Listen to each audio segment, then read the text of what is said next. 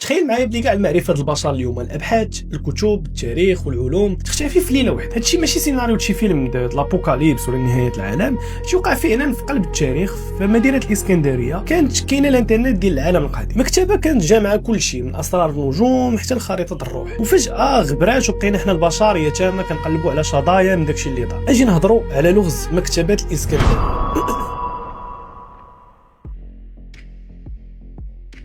اسكندر الاكبر فاش بنى هذه المدينه ما بغاش غير الحجر، بغى العقل. المكتبه ما كانتش غير رفوف ديال الكتب، كانت هي اول جامعه في التاريخ.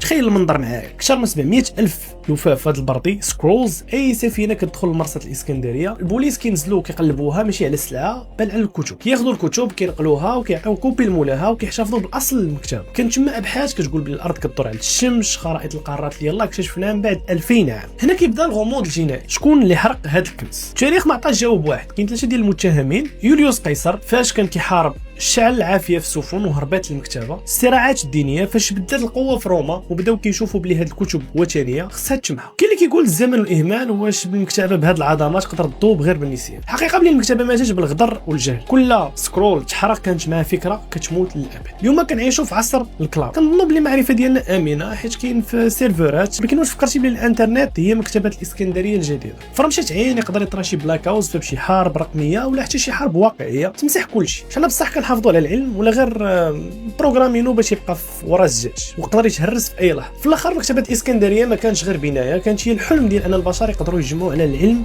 وماشي على الحرب. باش ضاعت المكتبه البشريه دخلت في العصور المظلمه لقرون. وانت لو كان تقدر ترجع الوقت ديال مكتبه الاسكندريه وتقدر تنقد كتاب واحد، شمن كتاب غادي تنقد؟ المره الجايه فاش تقرا شي معلومه تذكر بلي كاينين ناس ماتوا ووصلوها ليك، وبلي العلم امانه خصنا نحميوها من العافيه ديال النسيان.